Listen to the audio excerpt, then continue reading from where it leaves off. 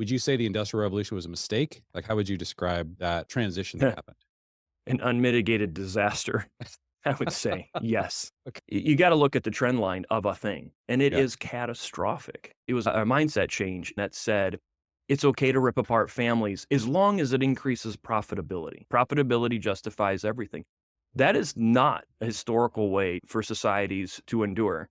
And I think the mind shift away from families towards individual pursuits comes across as like, well, this is more liberating that way. Well, it's the liberty that brings you into bondage because all of a sudden we don't have the support networks. We don't have the generational structure. We don't have the option in many cases to live a way that the families used to live, to Right. disciple our children as we sit in a house, as we walk by the way, as we lie down, as we rise. These are not options that many individuals have anymore. Hi, welcome to the Family Teams podcast. Our goal here is to help your family become a multi-generational team on mission by providing you with biblically rooted concepts, tools, and rhythms. Your hosts are Jeremy Pryor and Jefferson Bethke, and we can't wait to chat about all things family. Hey, everybody, welcome back to the podcast. I am excited to be joined today by Rory Groves. Rory, thanks for jumping on here today. Happy to be here. Thanks for having me. Yeah. So Rory and I have been like circling each other's works a bit, and man, I've been diving into the family economy. This is a topic that is very interesting to me. One that I think is going to be, I can't imagine a more relevant topic for the next 5 to 10 years. I think this is going to be Mm, our whole world is going to, I think, become obsessed with this question about like what is the nature of work, with mm. AI coming, how does that interact with family? Is there a theology behind this? What's the sociology of the theology? And I think that we're going to see people experimenting with lots and lots of different approaches. And speaking of which, I'd love, Rory, for you just to share a little bit about your backstory as you guys Sure. kind of, especially economically, how did that kind of, yeah, walk us through a little bit of what you guys transitioned into? Well, economically, I mean, this was the furthest thing from my mind. I love my family and everything like that, but I never really considered ideas around the family economy until much further into my career. But we moved out to a hobby farm about 12 years ago. Then at that point, I was running my own software business and I had been basically in high tech my entire career at this point, probably about 30 years or so, not quite that, maybe 25 years. I'd been a professional contractor, computer programmer, pretty much you name it. I had worked in it. I had software I sold retail. I had stuff we did white label branded. So everything high tech was just my world. Over the course of just experimenting with different life decisions, we thought it'd be a lot of fun. I was feeling drawn to do something out in the country and kind of set up like a little remote station and just continue on my work from a remote. A lot of people are telecommuting. It was common for IT guys to telecommute even before it became the post-COVID bonanza that it is today. So we moved out here and got started in doing chickens. And my wife and we have no background whatsoever in farming. So it was just having fun. That's all it was. It was a hobby farm. But one of the things that the farm did that I didn't really expect is it provided a context for our family to work together.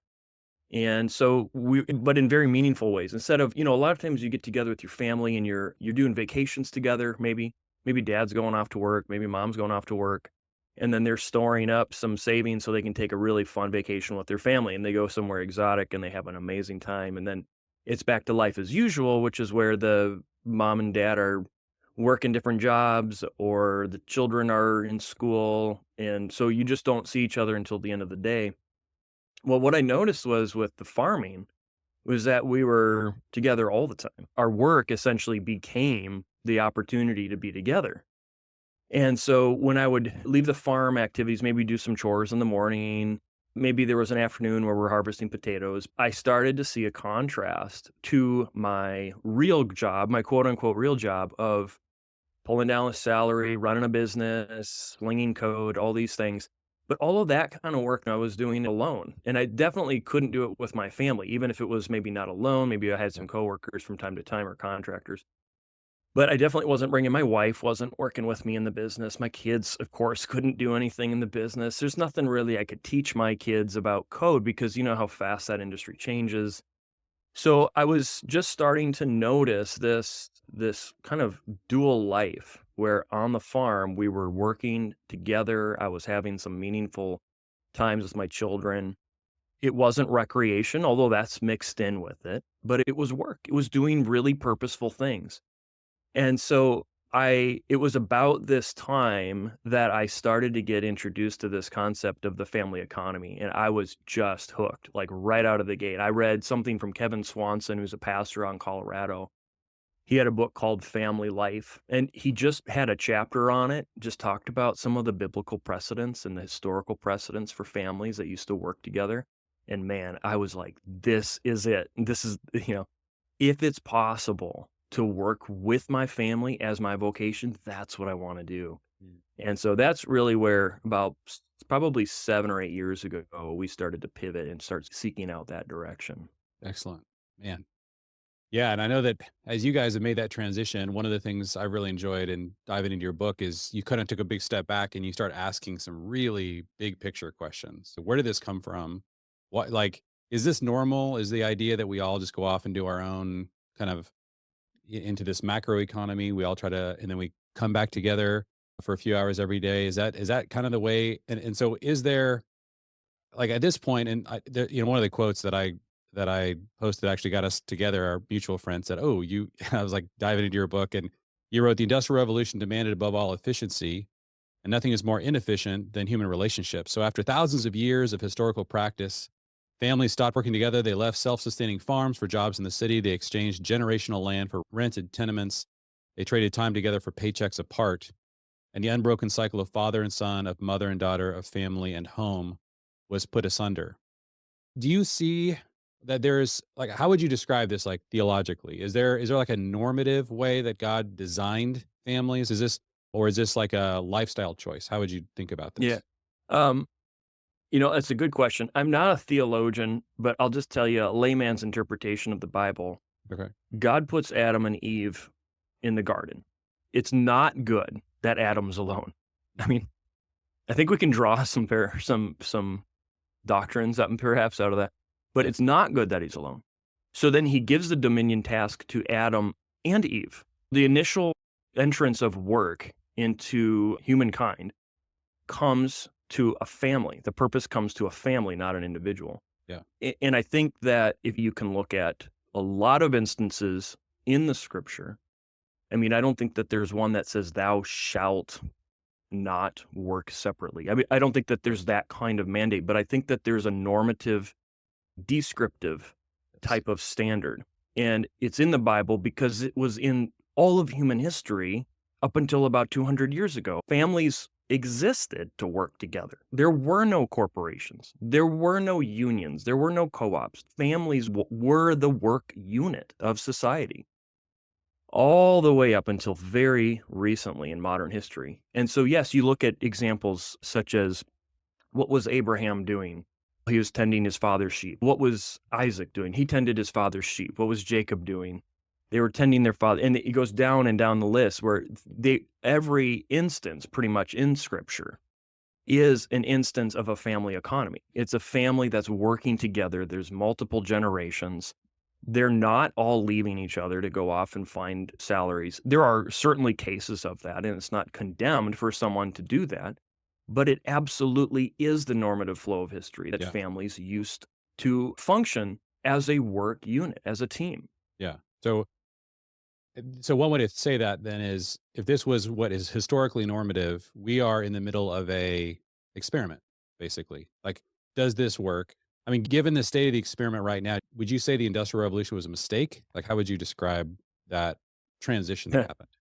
An unmitigated disaster, I would say. Yes. Okay. Hands. Well, and what I mean by that is I just don't. You got to look at the trend line of a thing, and it Yeah. is catastrophic. The way that it has essentially put materialistic pursuits ahead of human relationships. That's the rub of it. Now, does that mean that every modern invention is wrong? Of course not. There was inventiveness going on all throughout history. But the kind of inventiveness that came out, it was a mindset change in the Industrial Revolution that said, it's okay to rip apart families as long as it increases profitability. Right. That kind of mindset, which is we're used to that. Like, yeah, if you can cheat people out of a 10% of a product and sell it for the same price at the supermarket, go ahead and do it. Who cares? Profitability justifies everything. That is not a historical way for societies to endure. And so we've seen this erosion of a mindset where the family unit is the most important unit of society, and it's transitioned to no, the individual is the most important, the most Yeah. fundamental unit of society.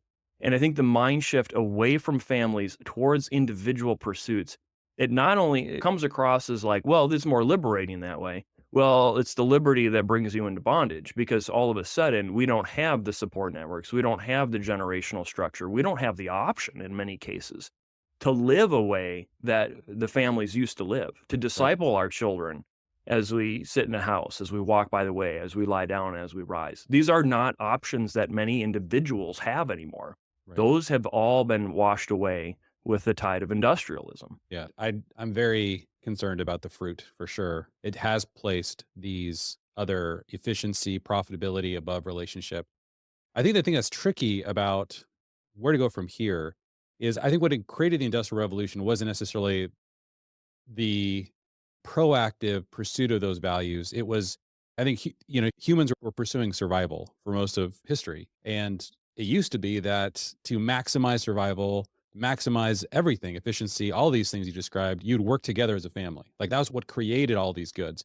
The Industrial Revolution actually gave us a pathway of efficiency through specialization, and lots of other trends where you could survive by pulling the family into its different components, placing them in. And so this is a really strange place to be. Like it seems like if you're going to resist what is maybe the most efficient pathway or the way to the most material prosperity and say, no, we're going to do something that's less prosperous, but more human, more family centered. That seems like it requires another revolution of some kind. Like you'd have to be driven to say that there's a proactive vision that is resisting this. How do we recover from the fact that industrial systems are more efficient? They do create so much abundance, such a survival advantage. Like how do we recover from the benefits if we're going to decide to go a different direction? Yeah. What are the stakes? What is the war situation right now on the ground? Then we're pivoting to the question of, well, how do we fight this war? Like, if this is actually something where we recognize, first of all, that this is not the intended way for families to thrive, then what do we do about it? And that's a much bigger question. And there's not a one size fits all answer. You don't put the genie back in the bottle, Okay. for example, of industrial. We don't go back to a pre-industrial society unless the post-industrial society collapses under its own weight, which I'm not going to take that card off the table either. But Yeah. that's another topic. But what do we do about it here now? Can we have islands of freedom, so to speak, within the larger industrial system that is always trying? I mean, the nature of it is maximizing efficiency. And so the gravity of the thing is going to be separating people into individualistic labor Yes. and then replacing them with machines because it's Yes. more efficient. And we're Yep. going to go through one of those revolutions, and we already are. That's already begun. Yep. But but a lot of times I think, when you see the advantage, the survival advantage of the material abundance, all of that's true. And it is materialistically better. And I don't think that the people who were beginning to work in factories and the fathers are going into the coal mines and the mothers were going into the textile mills with their daughters and things like that. I don't think anyone could have possibly envisioned the kind of destructive nature that would have 3 or 4 generations later on the family. I think if they knew that they were giving up their entire way of life, I think that people would have resisted more. And we know that some people definitely did resist, and they have their derogatively named the Luddites today. Right. But if you Yes. actually do some research on the history of the Luddites, they were simply trying to preserve a way of life Mm. that they had lived for like 30 generations. There were some people resisting it, but I don't think that people understood the magnitude of the shift. So we find ourselves here today, 2 centuries into this experiment of a way of life. I think a thinking person can draw the conclusion that humanity is not happier and more socially connected, and our families are not better discipled in the way than they were 200 years ago when we had more intact families and communities. Yeah. So yeah, suicide, I mean, you take all kinds of antidepressant drugs, and depression is a Loneliness, epidemic. addiction. I Yeah, mean, it's all of these, disaster. loneliness, all of these Yeah. things. We could go down that road. I don't think we Yep. need to go down that road. But I think what I tell people is we're not going to get out of this overnight. Okay. And there are things that we need to start doing. And the first thing we need to start doing is thinking generationally again, not thinking about how to maximize the happiness for my life right now.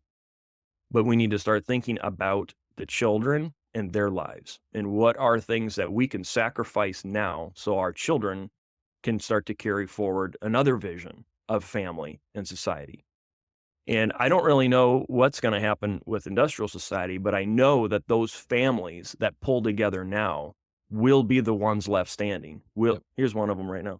Hey, Will be hey, the what's up, ones buddy? left standing when society continues to crumble. It's going to be Yep. the strong, driven families who have vision for their children and their children's children. Those are the ones that are going to remain.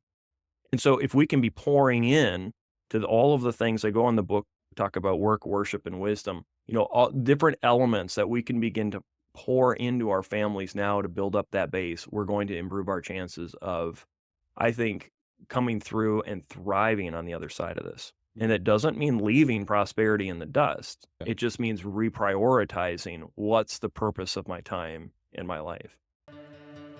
Have you ever considered starting a family business so you can spend more time working as a family team? We've started a year-long coaching program called Family Inc., where you get weekly coaching with Jeremy, access to our video training for launching family businesses, and lots of ideas for businesses to start that are working for other family teams. Head over to familyteams.com and click Family Inc. to learn more, or to set up a strategy call with Jeremy to see if this might be a good fit for you.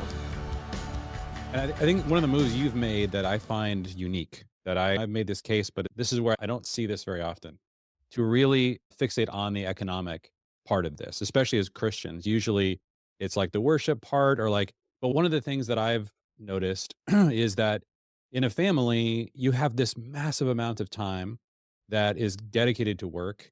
If everyone's going different directions, that's going to create a certain kind of family. And we have a mandate for Deuteronomy 6 for the kind of family that God like. If you just read the entire Bible and ask the question, what are kids doing in the Bible? I did this when we first started having kids. I was like, why doesn't the Bible tell us to put our kids in school or even educate our children? Like, what does it say? And it does directly tell us what kids did with their time. And it's a command. It's not just like a description. It's Deuteronomy 6. They were with the parents. Yeah. And so you have this, but I think one of the things I've been confused by is like, I really want to follow Jesus. I've been discipled primarily by people in full-time ministry. They're in some sense also a part of an industrial economy. They're specialists, right? And so it's been very difficult to find other people who have really thought deeply about the fact that maybe the economic question is one of the earliest questions we need to ask. Mm. If you give that one over, if you just say, look, let's just capitulate to the culture in terms of like the way we think about careers, the way we think about how do we make money, let's just hand that over. Like, let's just be normal in that area. And then we'll try to raise strong families. Like, I would say, whether it's focused on the family, I don't see other large family ministries like making a case like you're making. And I also make that this is actually, we need to deal with this. Like, we have to talk about how we make money. Economy, the way you make money has a direct impact on the kind of family you end up building. And so Amen. when people say, we want to be a family team, we want to be multi-generational, like all the values you described, then usually one of my first questions is, okay, well, let's talk about how you're going to make money and how you're thinking about that area. And so have you seen this tension, particularly within the church? It seems like a very small percentage of us are talking about the economic implications of a family-centered life. Yeah, absolutely. I think I can't really think of hardly any churches that understand this Yeah. concept, because most churches are built atop, like you said, they're built atop the industrial model, and they depend actually to a large extent on the industrial model because that's how they fund. It's men in the congregation and women earning earning salaries, paying the tithes that fund the church building. A pastorship or people working in ministry are ancient in terms of the vocational trade. That's still one of the few areas left in society where it's more common to have a family working together. When you see in maybe smaller sizes of churches, you see husbands and wives, and often Right. children are involved with the ministry as a family. But it is true that most churches, they don't see it, and I think most of the church doesn't see this. I think this is the rock we haven't looked under yet. And I think believers need to turn this rock over, and the church and the theologians need to look at this and examine it and say, have we ceded control to the culture to determine how Christian families should work? Do we just go along to get along with this and try to redeem it from the sidelines? Or do we begin a whole new movement away from what the state, the corporate, whatever the agenda is, from whatever the interests are, and build our own culture that is a godly culture in this way? And we've seen that happen. The corollary is the homeschooling movement. There's still the vast majority of Christians in America do not homeschool, but no one can say that it's a fringe movement anymore. There's something like 6 million people involved in homeschooling. But back 40 years ago, it wasn't even legal. I Yeah. mean, at least it's legal to have a family economy, depending on what you're selling. There were some pretty big headwinds that they had to overcome. Yes. Theologically, they had to push for it. They had to push for it legally. Some parents went through a lot of persecution and had to win court cases. But here, look at the results 20, 30, 40 years later. There's some real obvious fruit from that. Mm. And I was talking to Kevin Swanson just a couple of weeks ago, and he's been big time homeschool advocate for 50 years. He's been the executive director of the Colorado Homeschool Educators Association and very, very involved in this. And he said to me, he said, homeschooling is the beginning, family economy is the goal. That's the Wow. goal. The whole thing. Yes. We want the whole thing. Yep. Pharaoh wants to keep our children back. He wants to keep our cattle back. If you look at that Yep. example, they're trying to leave Egypt. The Israelites are trying to leave Egypt. And he says, you can go and worship your God. Just leave your sheep and your cattle with me. Well, what is he talking about there? He's talking about their work. Yes. Go worship. I'm going to control your work, but you go worship your God, and I know you're going to come back. Or he says, okay, you can go, but I'm going to keep the children, right?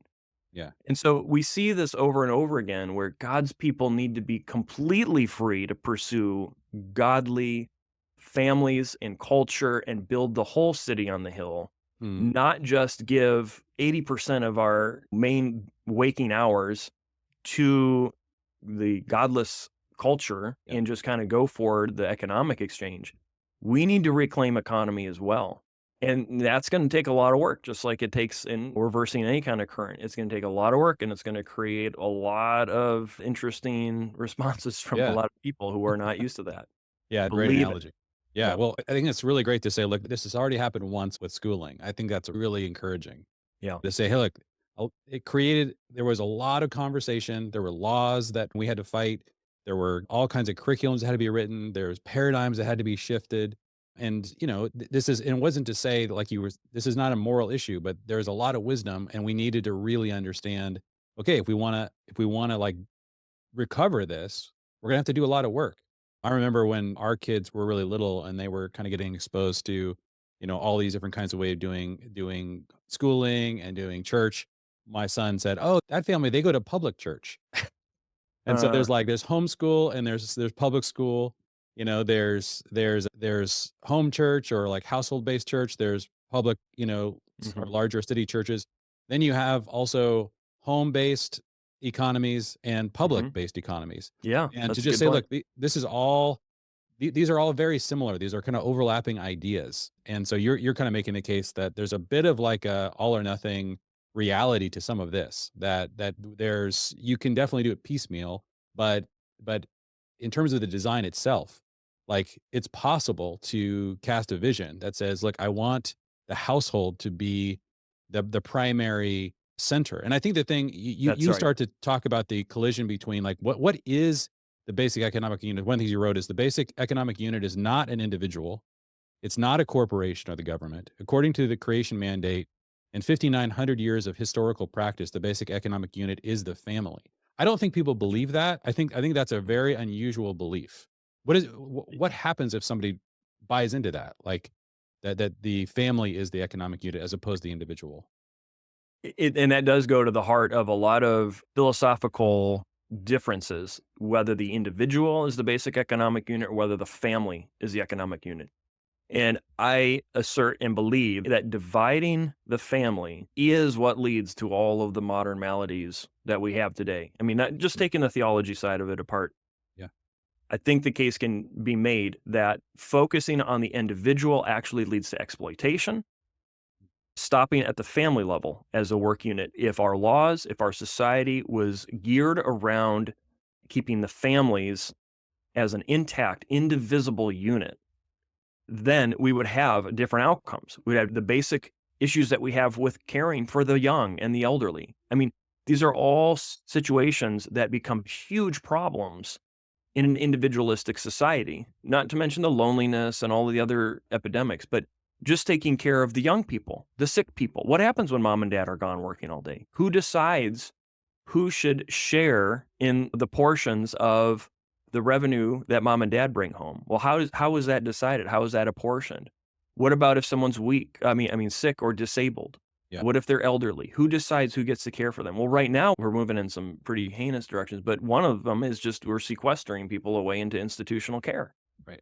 And they're not getting great care in these institutions, and our children are not getting great educations in these public institutions. Yeah. And so that's a big topic. Yes. Alan Carlson was very influential for me. I highly recommend anything that he's written, but he's been speaking on this topic for a very long time. He has a book called The Natural Family.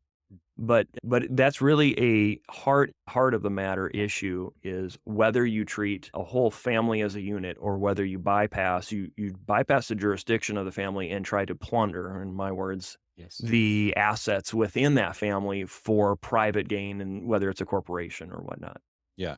And it seems like the thing that's most the element that has most been attacked to break the family into its individual pieces is to deny that the family has like a father dimension to it. And it seems like in any of these other units we're describing, it's clear that there's like a structure and a hierarchy and there's leadership. And so I think to some degree, and this is why a lot of times people see this through the lens of politics and they don't understand what's happening, the level of exploitation that you're describing that happens to the individual because there isn't we're too afraid to put that responsibility on a father. And that is a really unusual move that we've made. And it's difficult for me to like, I've tried to trace like, where did this come from? Because if you go back to, Roman times within Jewish cultures, first century cultures, there was the patros familia. He was a part of the government. I mean, he had all kinds of responsibility. He literally had the power of life and death over his household. There were so many elements. But then you read the US Constitution, and this was almost 300 years ago, and there's not a mention of the father or even the family in the Mm. Constitution. And so this level of individualism goes, at least in our context, goes back pretty far. How do you see that playing into a recovery? If the family is a unit, the most basic unit, how critical is it for us to understand its structure? Does it have a structure? Yeah. I mean, it's everything. It's everything. Uh, Chris Wiley speaks on this and he says, in the Greek, you can't say the word family without saying the word father. The father is absolutely the cornerstone of the family. In former times, it was such a tragedy. If the father were to die prematurely, the family essentially would dissolve or be absorbed into other related families Yes. because you needed the father to set the trajectory for that family. He was the gatekeeper, he was the protector, he was the provider. And it wasn't a thing where his role was reduced down to simply making a salary that others would spend. I mean, he set a vision for that family. Remember, there were no corporations. So a family was a corporation. And the father was responsible for leading his family in a productive and healthy talent, marshaling the talents together of his individual members. And many times those households, they were multi-generational. Well, not many times. I mean, and they were almost They were. always 3 or 4 generations. Yeah. They many times had extended family members So the oikos, the oikonomia, which is where we get our word economy from, that was always a household enterprise. Yeah. And that's essentially what we traded. It's interesting you say that 300 years ago. So we had makes me think of the really the beginning of that shift into individualistic mindset happened with the Great Enlightenment. So that doesn't entirely surprise me that the Constitution would make no mention of family, or at least of fathers, because we were beginning in the 1700s to move away from that. And of course, they had a lot of those thinkers had a lot of influence on those who wrote in our laws initially and formed the Constitution. Yeah. But certainly, if you look at the Puritan writers before that, if you look at examples in New England, such as the Pilgrim settlements, and you study up on the formation of those families and those societies, they were father led families and they were very united with a common vision. But they were also, as communities of families, they were very united and self sufficient, which I think we've also become entirely we've lost that as well, as the ability to really fend for ourselves. And of course, our liberty is rooted in being able to provide for ourselves first. Yes. How important do you think land is to this equation? I don't think it's absolutely essential, but I think it goes a long way to having some kind of material basis for your liberty, for your production. We're different in a society today, not being agrarian, primarily an agrarian society, in that you can have a pretty healthy family economy with a workshop on half an acre next to your house. You can do quite a lot. You can get along with that, but the land certainly provides a material basis, and I think it's important for families if they have the opportunity to get some arable land to be able to do some farming or homesteading. Yeah.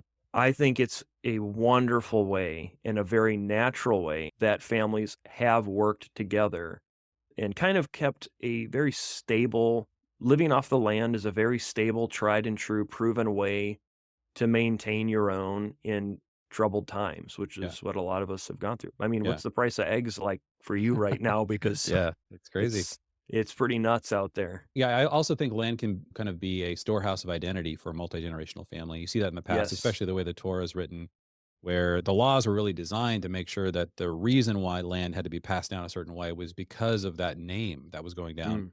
I got a practical question because you made your money initially in software. I have a similar background. I made a lot of our money through various internet entrepreneurial endeavors and then transitioned into something that was a little more integrated with my kids. And so I've really wrestled with this question. Is it like, is there some kind of way in which we have to consider extracting value from the macroeconomy in order to create these microeconomies? Is there a way to both and? Is there an order where we can get some of that and then transition fully into a more micro family economy? Or do you think that it's possible to just homestead and just like hunker down and try because of industrialization, because of efficiency, it has bled so much of the value out of Mm. a lot of these very home based enterprises. How have you seen this working? And I just want practically people are listening to Yeah. this and going, okay, I've got my career, you know, can I make a transition somehow and then Like, move in this direction? What have you seen work in terms of that? yeah, absolutely. I mean, I think that's the perfectly rational way to begin. I don't think that you should automatically just quit your job and hope for the best. It's incredibly difficult to learn to live like from a homestead, to supply your needs from a homestead. We've been doing it here. I think we're going on. This is our 13th year, and we do source quite a bit of our own food, but it's not just food that you need. I mean, there's a lot of things. So we still have a lot of expenses and we still have a lot of things that we do to cover those expenses. So creating a family economy is not an overnight thing. It is a transitional thing, Mm. and it might take you the rest of your life. I mean, legit, that's the thing you got to think about. It's not just switching a job. You're beginning to lay the groundwork for future generations. And so the most important thing that's going to happen is that paradigm shift, is the shift in the way of thinking. Once your mind bends towards a new possibility, it's pretty interesting what can happen after that. When all kinds of doors start to open up, ideas might come to you, connections might come to you, and you start to see things happen. And I think that if you're in the mindset of really locked into climbing the corporate ladder or finding your fulfillment through your job, you probably aren't going to see those opportunities when they come. Yeah. If you're thinking, what can unite my family? What are things that we can work together so I can disciple my children while we're working together? You're going to start to see ways to do that. And it doesn't have to be income generating and revenue generating activities. I mean, you could just start this summer by planting a garden with your family if you've never done that before. Yeah. That is family economy. I mean, it's on a very basic sense. You can start a little dog breeding business. You can start doing some, I don't know, building sheds or building chicken coops. There's little things that you can do on a small scale on the side. And we hear from people all the time. That's how they start these things. And then they grow. Yeah. I mean, if there's something to it, they grow or they get in the right position or a farm opens up for them or a job situation. I can think of many situations where people have been able to change their job and it's just a more family conducive job. They're still working for someone else, but they're home every day over lunch. They're doing more agrarian type of work, or they're doing something that's a better fit. They can bring their kids into it from time to time. So there's a transition in place there. I wouldn't expect it to happen overnight, but I would say if you can make the heart change that's necessary, there are a lot of things you can start doing right away with your family. I love it. Yeah, I want to really emphasize that for anyone who's listening who's like, wow, I think we're far away from this and you might be discouraged. One of the realities is when your mindset shifts, you start to see opportunities you didn't see before. Don't underestimate that, and so you can start in these small ways, but in the same way that when you buy a car, you see that car everywhere all of a sudden. When you start thinking this way, you start to see opportunities that you didn't see before. Are you following us on Facebook and Instagram yet? Look up at Family Teams to get even more free content and never miss out on event announcements. And one of the things I wanted to ask you about, Rory, is man, we are running into a crazy next 5 years with regards to the explosion of artificial intelligence, humanoid robots. It's the church did not have a pre-existing theology of family that protected us from the Industrial Revolution. And so we've been spending the last couple hundred years trying to recover that. And we still have not articulated properly across the church a theology of family. And so that is part of what we're discussing now. I think that what's coming is if we don't have a theology of work, we are in big trouble. And because if work is just a way for us is sort of a necessary evil, which is really the way most people treat it. It's like if we could just get money from the government, then let's just do that and be creative for the rest of our lives. And that's what's going to be pitched to us in the future as AI develops. So what do you see happening in the next 5 to 10 years? What's coming and how do families steel themselves properly against the corrupting influence of whatever these technological breakthroughs are going to bring our way? It's going to get really ugly, I'd Yeah. say. And I say that as being a technologist for my entire life, my entire career, is the AI revolution and a lot of the advances that are coming alongside it that are attendant to it are going to put a lot of people out of work. What's unique about this revolution is that it's not the low skilled or the kind of the blue collar, which Right. is up to this point been experiencing the majority of the displacement through automation. It's going to be the highly skilled white collar, 4-year college degreed clerks, people working in any kind of clerical professions and administrators. These kinds of things are, I mean, in we could have seen this coming a while ago, but now everyone has begun to see what's possible in only a couple of years with the pace of this automation. I'm speaking of things like just the visual arts, the introduction of film, the incredible abilities of things like ChatGPT in terms of linguistic capabilities are just so far beyond what anyone could have imagined even like 3 or 4 years ago. And so we're going to continue to see that, and it's going to be the white collar professionals who are going to be hit the hardest this time around. Ironically, it's going to be the tradesmen who are not. Right. There was a study that I cited in my book, Durable Trades, about the coming robotic revolution. I think they said that there's something like 800 million job losses worldwide by 2030. So this was probably published in about 2020. So you're looking at a very significant. I do remember that they expect about a third of the American workforce to be put out of work. Yep. But then at the same time, over the same period, a 30% increase in trades related professions.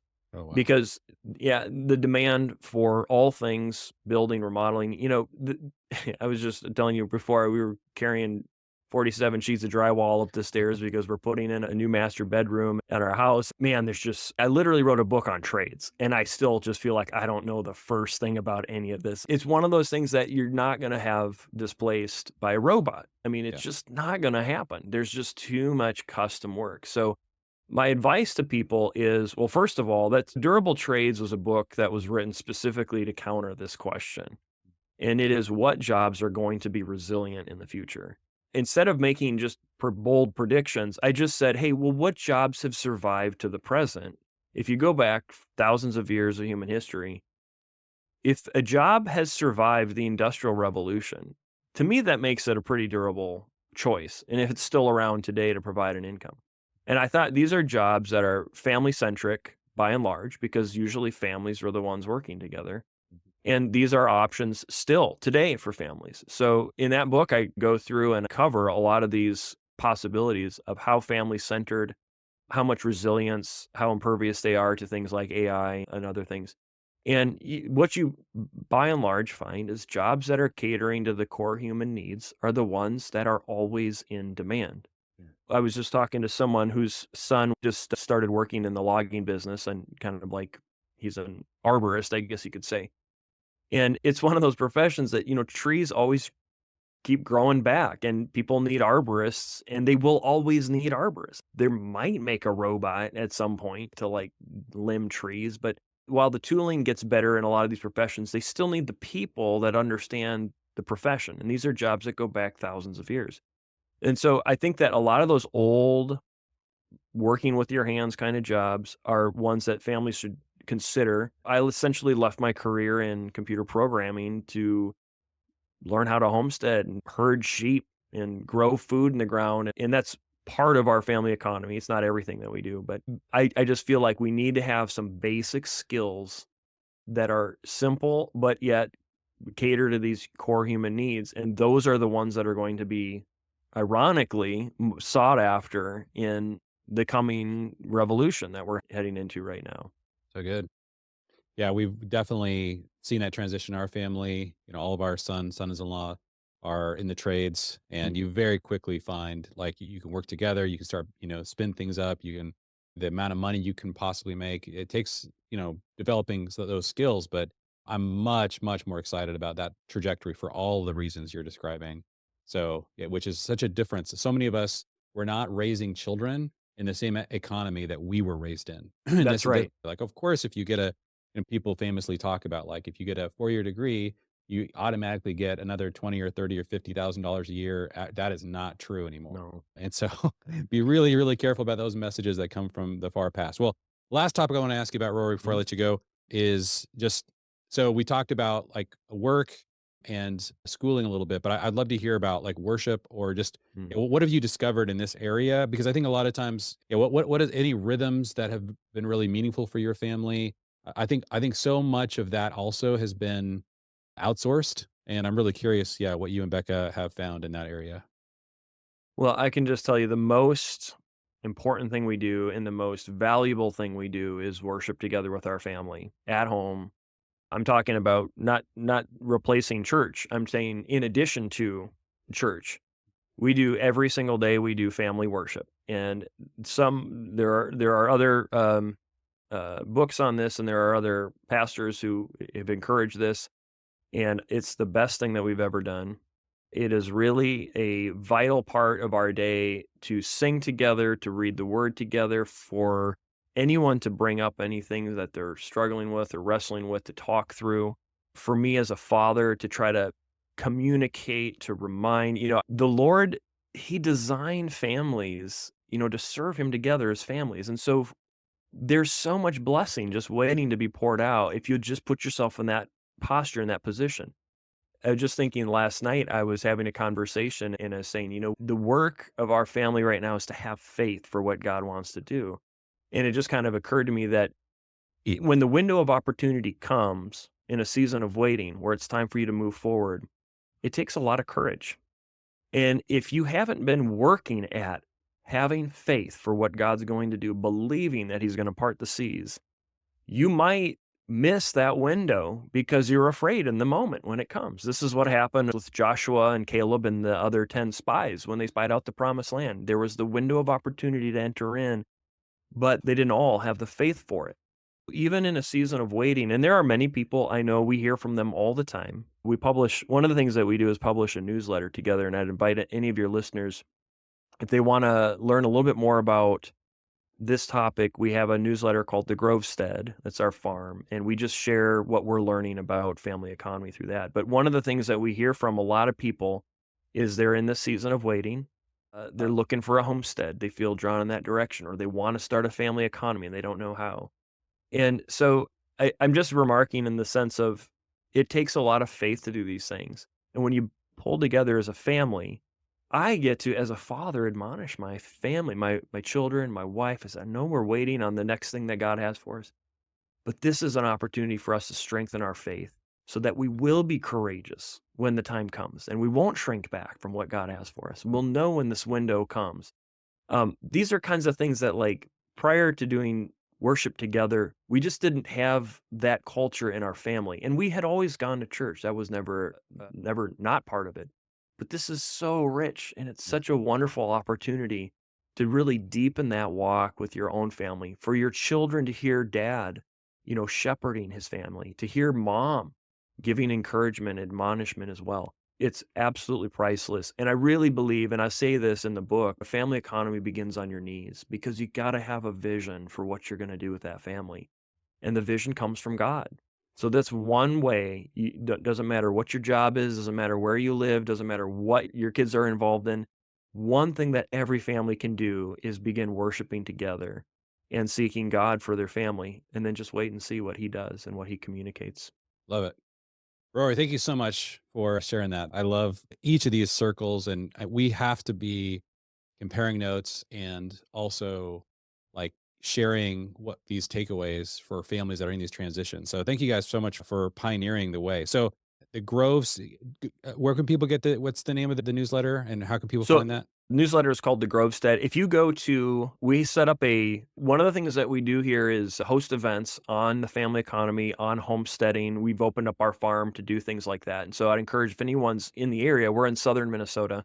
Would love to see you. I'd love to meet you. Come on out to our farm sometime. We posted events at our website is gatherandgrow.us. Okay. And then you can also sign up for our newsletter. It's actually like a print newsletter. We print it out and send it in the mail. Imagine that in the electronic age. But it's just something fun, because it's actually, you'll see articles from our children and different things that they're doing. And you'll just see articles from other families. In this latest issue that we put out, we have a family that shares about how they found a homestead and how they begin to build their family economy through that homestead. So any kind of encouragements that we can provide, we put it in that newsletter and send it out.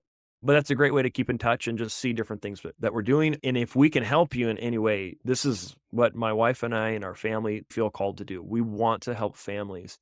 So please reach out. We'd love to connect you with other families in your area if they're thinking along these lines, and help you any way we can. I love it. Yeah. So if you go to thegrovestead.com and then under publications, the Grovestead newsletter, you can get the print version. I just signed up. I'm going to sign up for both. These are awesome, Rory. I can't wait to get this stuff from you guys. I love Great. Yeah. that. We'll send one out. Yeah. This is like to get your family. Anywhere else that people can find this? So events are, what was the Go name? to, gatherandgrow.us is Okay. the events website. Yep. Great. Okay. Awesome. Thank you so much, Rory, for jumping on here today. Appreciate it. Thank you, Jeremy. Look forward to talking more. Thank you for listening to the Family Teams podcast. If you're enjoying this content or have learned something new, please make sure to leave a rating and review and share with a friend. To stay up to date with our events, new content, and products, you can follow us on Facebook and Instagram @Family Teams.